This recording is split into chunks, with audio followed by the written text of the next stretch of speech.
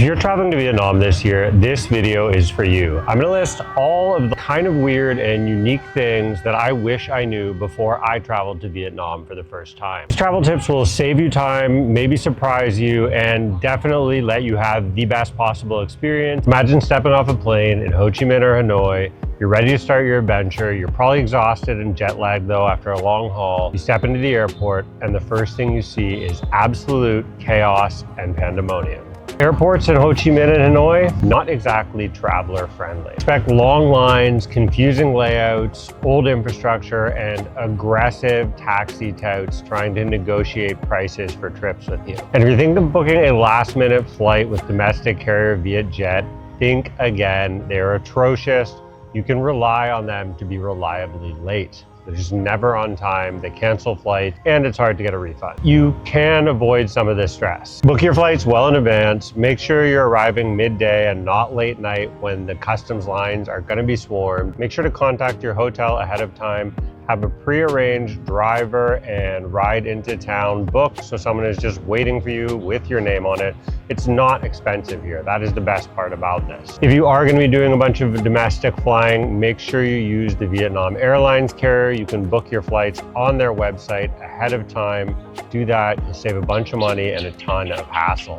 At the end of the day, the best tip here is really skip the motorbike lines, avoid the taxi stand, arrange everything ahead of time, and if some guy starts flashing you a phone showing you the Grab app, it is 100% a scam. Even if the price sounds good to you, make sure your travel between airport and hotel is pre-arranged. You're gonna save yourself a bunch of hassle. Next up, we're gonna talk about where to start your trip and how to do the proper itinerary.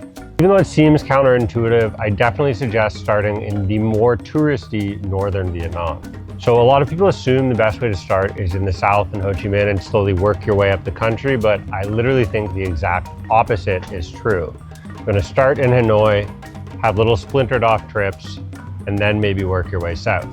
The more touristy north is also more tourist friendly because it has more of what you're gonna be interested in as a traveler in Vietnam. Why? Most of the breathtaking natural landscapes you're gonna see, Ha Giang Loop, Ha Long Bay, Ninh Binh, all of the limestone karsts. If you're a rock climber, epic landscape up in northern Vietnam. And those are all gonna be little trips like day trips or multi-night trips, Sapa, that start in Hanoi. So it's where you're gonna wanna base yourself first.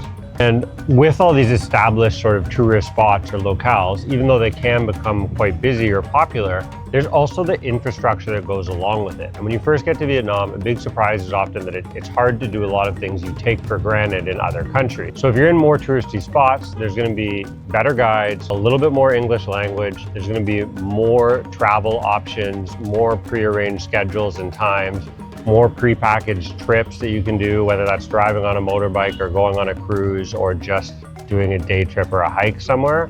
You're gonna wanna rely on these people when you first get to Vietnam to sort of get the lay of the land. Getting around Vietnam is not always easy. There is a huge language barrier here. It is real. And trust me, you're gonna feel it when you get here, but in the north, things will be a little bit more smoother because of those pre-existing routes and planners, the travel agencies, the guides. So if you want a less stressful start to your trip, I definitely suggest heading to the north. Still gonna be a culture shock, but at least you're not gonna be the first one doing it. Speaking of culture shock, and language barriers, we're gonna get to that stuff later. But first, let's stick with transport and talk a little bit more about buses and getting around Vietnam. Buses here can actually be really great. And if the idea of just riding a bus makes you cringe, I get it. Back home, buses can be unreliable, uncomfortable, and they're expensive sometimes. They're just not worth it. But in Vietnam, it's a totally different story. Here, buses are actually a solid way to get around, especially if you're taking a nicer bus or a VIP bus. Comfy seats, full recliners, sometimes there's even literally two-person romantic sleeper cabins in buses that are pretty spacious, especially for an overnight trip. And the infrastructure is there because a lot of domestic tourists take buses. Just one warning though, be ready for really long rides because the highways here are super long and windy, and you're gonna have to double the ballpark estimate for how long it's gonna take to get from one place to the other. If you look at a route and you think, oh, that's only a couple hundred kilometers, that'll be fast. Meanwhile, 5 or 6 hours later. And next we're gonna talk about the alternatives, which is motorbikes in Vietnam. They're everywhere, they're ubiquitous. They're kind of a unique way to get around because they're also probably the most fun way to get around Vietnam, even though they're concurrently definitely the most dangerous thing to do while you're on your trip to Vietnam. Motorbikes in Vietnam are like an oxymoron. They're a paradox, right? They're like the absolute complete freedom, liberty to do whatever you want when you're here, and then concurrently like literal death trap. The catch is you better have travel insurance. No plug coming, just dead serious here. You constantly see people with broken limbs, scraped legs. There are accidents all the time. Make sure you have a real, legitimate, trustworthy helmet. Buy your own if the rental service doesn't have one. Again though, super affordable. They buy your independence. You can go wherever you want, whenever you want. You'll be immersed in the natural beauty of the country. And you're probably talking $4 to $5 a day to rent a motorbike. Don't drive in the cities. If you can avoid the rush hour, smog and hazy, honking traffic of Ho Chi Minh and Hanoi, just do yourself a favor. And if motorbikes aren't your thing, I totally get that too. Honestly, now the majority of my transport here is a hired car, a taxi app, Grab, or occasionally just riding my bicycles. And it might seem weird, but it's honestly true that car hires here are cheaper than water. Gasoline is so cheap, cars are so cheap. They're often impeccably clean too. So if you order like Grab Plus under the Plus option in the app, you're literally getting like perfect, immaculately manicured car, way nicer than your own. $8 for a 20-kilometer ride, $12 for an hour-long trip through Ho Chi Minh traffic from the airport, $15 to get from Noi Ba Airport all the way to downtown Hanoi in a private car, which is like 35 kilometers. And it gets better because you can even like pre-plan a long-distance trip through your hotel or your agency or whatever, and you can go hundreds of kilometers for $50, $100, depending on whether it's just a private car or an actual van or a limousine van. And if you split that cost 4 or 5 ways, whether it's for your family or for a couple of friends, you're talking about literally $20 maybe, $50, and you're taking multi-hour road trips between cities. The one thing you don't want to do though is never negotiate once you're in a vehicle. Make sure you already have your set price and you've agreed upon it. You've talked out, are you paying additional for gas, for stops, for snacks, anything like that, mileage, hours, etc. You want to know, I'm paying you this set fee to take me from this to this place. We're getting from A to B for $50. Stick to the legit ride-sharing apps like Grab. Don't bother taking a ride from someone offering it to you. Don't bother going with one of those people flashing their phones. So speaking of which, there are some apps like Grab that you just absolutely have to download before you get to Vietnam. So let's talk about those now. Grab is absolutely essential for the cheap and legitimate rides. It's the safest way to go. You can also book motorbike travel or motorbike food delivery through Grab. The fee is like nominal. It's under $1 US. YouTube, you gotta have YouTube so you can watch great travel advice videos on Evan A and other awesome channels. And when you're doing that, you're probably going to want to use a VPN. This is a pitch. I'll link below to my NordVPN affiliate link. You got to use it for a bunch of reasons. You probably want to use a proxy so you can surf your web like you're at home and not have sites blocked, because things do get censored in Vietnam. There's a firewall here. And then you're also going to want it to just cover your tracks, because there's certain things you can't do in this country that you probably can do at home, and you might even not know what those are. Why bother finding out the hard way? Just use NordVPN. Link below. Let's continue. If you're looking to meet locals, Tinder and Bumble also both work here. They're set up, they're easy to use, the exact same as you would at home. I'm gonna finish up a lot later with some actual dating tips, but for now, know if you're coming here as a single and you're looking to meet locals or just looking to meet other travelers, Tinder, Bumble, good to go, but maybe you want to use the VPN to hide your personal data when you're doing that. Talk about one of the absolute biggest challenges, if not the biggest challenge in Vietnam, and what I really wish I knew before I got here, because it is kind of weird, is like generational language divide here is mind-blowing. So it's come from a big change in the education system. But basically, a lot of people under 25 do speak English, like a shocking amount of English relative to the older population. So especially if you're in the cities, if you're in Ho Chi Minh, Hanoi, Da Nang, whatever, it's like the person you talk to speaks a little bit of English. They want to chat with you. They do want to share their English experience and have that conversational practice with a foreigner. It's like, wow, so everyone was wrong. You know, there's no language barrier here. Like 40, almost no one speaks any English at all. they're not used to people speaking Vietnamese with any kind of foreign accent. So even if you practice for months or years, they often won't understand what you're saying. Uncomfortable with seeing a foreigner try and speak Vietnamese. Doesn't mean they don't love it. Like I have local expat friends who speak Viet and they think it's great if they hear someone who's a foreigner speaking Vietnamese, but it's a real novelty. And if you leave the cities into the rural areas, do not expect any kind of infrastructure like English language signs, no English language menus. You have the offline translator app because there's often no Wi-Fi if you're driving a motorbike out in the rural roads. Write down notes. I might even suggest bringing an old school phrase book like, Lonely Planet or Rough Guides or something like that, or just printing off a list of helpful phrases. Why is the language very certain? Well, it's because Vietnamese is a tonal language. And if you don't speak a tonal language, if you're used to speaking some like Germanic or Romance or French-based language, you literally aren't going to have the appropriate muscles in your throat and mouth developed to pronounce it properly. You can really embarrass yourself, in other words. The next thing I wish I knew is that you should always be eating local here because it's delicious and it's super affordable, but you need to know what the actual regional cuisine is or what the local specialty is, because it's not just pho everywhere in the country. It's not just spring rolls. Vietnamese street food is legendary, but you need to know what you want. Don't just pick a random stall, do a little bit of research. When you're on the coast, say in central Vietnam, the local noodle soup might actually be bún chả cá as opposed to like pho. And pho itself is going to be different in the north and the south. And you want to pick up on those regional differences. The price gap between local food and international food is absolutely astronomical and insane. So on the one hand, you can be getting a full multi-course rice-based local meal for like cents or $1. And even a full like communal meal for multiple people in a restaurant paying $5, $6 to feed 3 or 4 adults. And then you can walk next door to a place serving so-called Western or international food. But in general, it's not even going to be a really good hamburger. Kind of weird, but really you should learn what kind of Vietnamese specifically you're going to want to eat when you're here, and then actively look for it, Google Maps and food recommendations and whatever else you use to find food, because it's going to save you a huge amount of money. Food is definitely cheap, it's affordable, it's delicious. It's great. But the big question, of course, is it safe to eat? Is it sanitary? Are you going to get sick when you're here? Are you going to get diarrhea when you're in Vietnam? And how fast or soon from when you touch down on the plane until you get sick? When you're picturing what's going to make you sick, you're thinking maybe street meat or like deep stuff or greasy things or the unhealthy things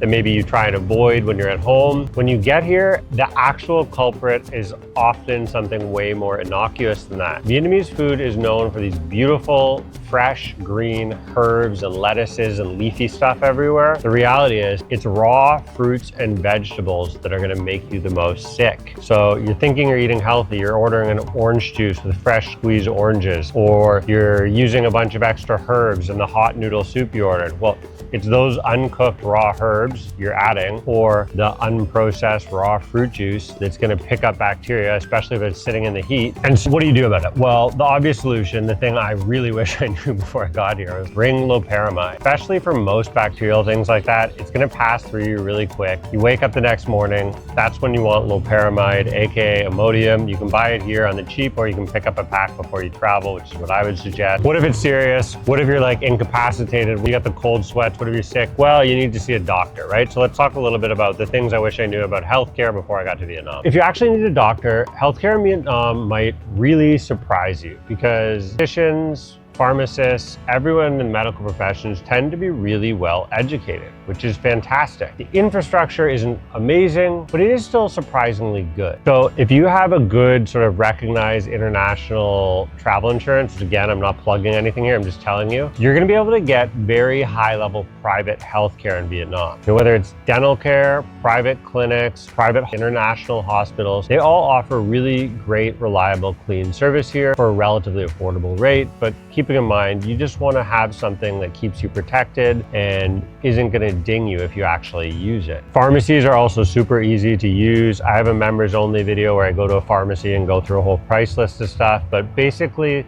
the pharmacist here has the authority to issue you stuff that you need over the counter, even if you don't have a prescription. So they can consult with you while you're in the pharmacy. And if you're buying generic drugs, i.e. if you skip like the Pfizer, it's super affordable. Let's talk about something that's a little more out of your control: Vietnamese weather and regional climates. So you should not just be aware, but be prepared for totally unpredictable weather when you're traveling in Vietnam, especially if you're doing a whole country trip, because Vietnamese weather can be wildly unpredictable and wildly varying depending on whether you're in the south, north, or central and at what time of year. So you could literally be dealing with like snow north in January in Sapa, and then if you're flying south to Phu Quoc or Ho Chi Minh, be in a perfect sunny beach on like this afternoon.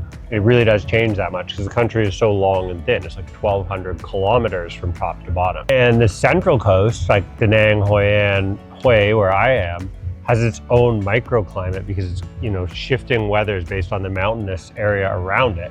So it's got a totally different rainy season, and it's rainy here in, you know, fall, September to December, whereas the rainy season in Ho Chi Minh ends by September. The point being, you really want to do your research on this. Know where you're going and when, because it can like make, break your experience and your trip here. And I just wish I knew that it's as simple as like looking at a rainfall per month charts for a city or a region, because it's reliable within the country, but it shifts from place to place. I should also issue a little warning, because it's happened to me. You need to be careful about the sun and the heat here. Like AKA, the beautiful weather can actually be the most dangerous thing. I've had like heat rashes, insane sunburns, fungal infections from like sweating too much, because it gets cooking hot here. Like we're talking be over 40 degrees in well into the hundreds if you're a Fahrenheit person, right? Like, and you can literally be taken out and it can turn on you quick. Begs the question, what is the best time to come? When should you be traveling to Vietnam?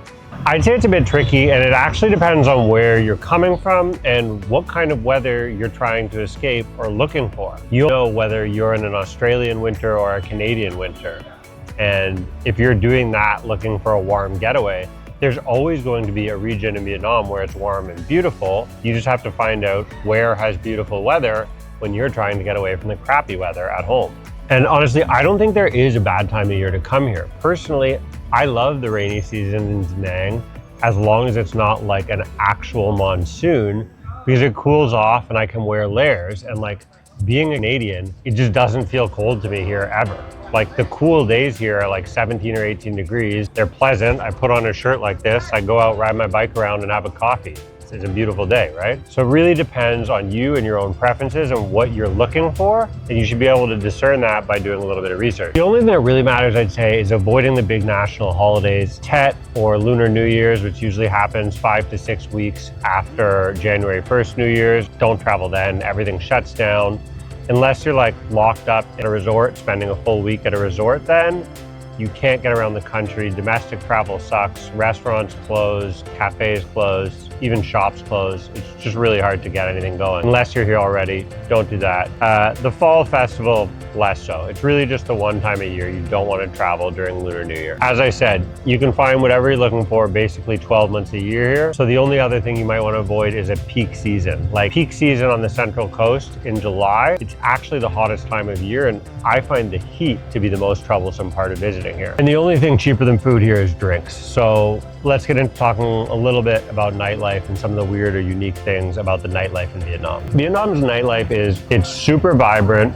It's not as age-based at home as at home, so you often will see older and younger people drinking together. If anything, groups tend to be more about gender rather than like age-based. You see a lot of like work groups partying, so all ages, all genders, all whatever, from an office on a Friday night doing team building or out for a big staff or team dinner, getting absolutely blotto and eating huge communal meals. But it does shift from place to place. So if you're in the south in Ho Chi Minh City, Voi Bien and Japantown are really like neon lights, EDM music, heavy bass, kind of raunchy, heavy drinking, very in your face, sort of crass partying, pretty touristy. And then in the north in Hanoi, Beer Street, you know, the infamous Toy or fresh draft beer there is just cheaper than water. Literally like pennies, a quarter cents for a glass of the stuff. And you're sitting on little stools surrounded by travelers and locals. There's a real sort of backpacker vibe to it. It's within walking distance and everything in Old Quarter Hanoi, whereas it's almost impossible to walk around Ho Chi Minh. One thing to be aware of is the cheersing. No joke, people will cheers you here 100 times. People tend to drink in these tiny glasses, even if they're drinking like beer or wine, and they expect you to cheers and finish your glass, like almost like a shot style, and they'll do it over and over and over and over again. You know, one of the things that's happened with me sometimes is drinking wine like obscenely fast, like with a group of guys going through 5 or 6 bottles of wine and then everyone being really drunk because they keep pouring red wine. And be warned of that. If you don't drink, easy to, you just say A, it's an allergy, or B, it's a religious thing. Both of those will be respected pretty well. So, you know, whether you're in recovery or you're just not into drinking too much or it's a health thing, that's what I'd say. Beg off for either an allergy or religion. And then if you want to do the cultural thing, just, you know, put some water or soda in it and cheers everyone, because that's what's going to make you feel included by the locals. Super warning though, be careful with homemade alcohol. There have been ethanol poisoning cases recently in Cambodia, in here in Vietnam as well. Some people died in Hoi An, and it was like homemade limoncello thing. Like, don't take a drink from a not sealed bottle. I think that's universal now, but you know, you can get really sick, and it's not necessarily nefarious. People aren't trying to make you sick. They don't realize they're doing something bad, but they are feeding you poison. Okay, so now we're ready for nightlife. Let's shift gears, talk a little bit about money and travel budgets for Vietnam. When it comes to Vietnam travel budgets, super flexible. You've probably seen the videos, you know, what does $100 get you? What does $1,000 get you? What can you eat for 20 bucks? It's all real. When it comes to Vietnam travel budgeting, Vietnam is one of the most flexible and wide-ranging places you've ever seen on planet Earth. You can spend much less than you think, or you can go absolutely out of control, balling, 6-star, Four Seasons resorts, literally has all that. That said, you want to do the $25 a day backpacker, low-key, eating local, staying in a dorm room, easy. I think a $25, $50, or $100 a day budget, all super realistic. If you want to spend more than that, be my guest. There's really no limit to how much you want to spend, because there are super wealthy Vietnamese people. So any kind of ultra luxury thing that you're looking for probably exists here. For example, everywhere you go, there's going to be tons of spas, pampering, whether it's getting a massage in Vietnam, getting your nails done, getting hair done, getting your hair cut, your beard trimmed, all of that. It's gonna have every sort of price point, from a haircut and a beard trim for $2 to like a full service VIP treatment in the back room or whatever for $100. So one key or sort of weird thing, unique thing that I would point out to you and say I wish I knew is that the way to break your budget here at all price points is by buying, eating, and drinking imported goods. Things like wine, cheese, olive oils, anything that's not made in Vietnam and can't really be replicated, it often has like 100% tax or word of the day tariff on it. And so it's gonna be really super expensive, right? Like even like a cheap cheddar cheese at home is gonna be double, triple, quadruple the price here. Same goes for wine. So we've talked a little bit about budgets. You should be prepared. You should know, I mean, unless you're trying to get by on under $20 a day, you should be just fine here on whatever your budget is. Let's talk a little bit about getting into the country. Visa info, the basics. How do you get here? So navigating Vietnam's visa issues can be a logistical nightmare. The bureaucracy here is always slow, often a super pain in the arse, but you can get it done. You just need to know what you're getting done and be patient. So for most travelers, you're talking a 30 or 90-day visa. It's an e-visa. Everything happens online. I'll put that link below. There's only one official government site you get an e-visa from. It usually processes in like 48 hours, 72 hours at the latest. One-time entry, you're good to go. Price points I think are $25 or $50. There's a list of countries that are visa exemption. Here it is. I'll put it right here. From one of those countries, I think it's about 15 countries. Good for you, you're lucky. If you want to stay long-term, it's 90 days. There are people who do the visa runs all the time. There's a whole industry here, cottage industry, where you can do that with tourism companies giving you the visa run, either taking you or just your passport out. I wouldn't recommend that. If you want to stay long-term, the real options are a business visa, an investor visa, or a spousal visa. If you want to ask me a bunch of questions on that, now's the time to pitch Patreon. If you want the super fine details of that, get in touch with me. Love it if you became a member of mine on Patreon and supported the channel. The monthly subscription model over there, I answer in-depth questions. You can either leave them in the comments here or contact me direct on Patreon, and I'll do a monthly Q&A for that sort of real specific advice. Whatever you do, do not screw up your visa. So you can get in big trouble. It can be super costly. For example, when I was getting my spousal visa process and TRC, temporary residence card, with my wife, it took months and months to get done. It cost over $200 US. She had to go to like 3 different agencies in Ho Chi Minh City and a consulate. I had to go to the Canadian consulate, fly to Hanoi, go to the embassy. We paid a ton of money. Everything had to get notarized and printed and red stamped, and it was very official and yada yada. And when it was happening, my original work visa expired. So when we went to take a weekend trip to Singapore, I got dinged with having an expired visa on the exit tax, ended up paying like a $500 USD in person on the spot. So nightmares abound. Like, follow the rules visa-wise, don't mess around. Vietnamese women, dating life, culture in Vietnam, what's it like? Well, first off, let's start with the bad news. I hate to break it to you, but the reality is 90% of Vietnamese women, the vast majority of Vietnamese women, are totally uninterested in foreigners, like 0% chance. They just don't care. They're not even gonna look at you or check you out, and good for them. They're doing their own thing. That said, the group of Vietnamese women who are interested in dating foreigners often tend to only date foreigners. So it's one of those situations where there's sort of two groups and, you know, never shall they meet in between. But if you go on those classic dating apps like Tinder, Bumble, etc. here, that's where you're gonna find the Vietnamese women or girls, or if you're looking for men, same standard dating app you'd use at home, whatever it is. Those people are also going to be easier to have a relationship and to hang out with and have fun with, because generally they're going to be speaking some English, or at least learning English, and want to communicate in English with you. They're also probably going to be more interested in doing Western things. So like really into going to like eat pizza and pasta and red wine on Friday night. Well, the Vietnamese women who are interested in dating foreign guys, they're going to be the same women who are interested in doing foreign things and doing sort of international Western stuff. Again, just remember, keep it simple. If you are looking to connect with a local here, you're looking to start dating a Vietnamese woman, it's super simple. Just go online and look for the women who are looking for people like you. Set your little search filters in Bumble, you know, someone in the 5-kilometer range, and that whatever your age range is, 30 to 40 or 25 to 30 or whatever, they're doing the same thing. The people you connect with there are going to be the people looking to meet someone just like you. I'm Evan A. Thanks so much for watching. Do me a big solid. Like I said, join up, become a patron over there on patreon.com. I'll do the monthly Q&As there, as well as put anything that gets taken down or demonetized here, because that happens to my videos up there on Patreon. And if you're not interested in that, that's cool too, man. Click right here and keep watching my next weird, wonderful, and what the video from Vietnam or around Southeast Asia. Cheers. Thanks so much.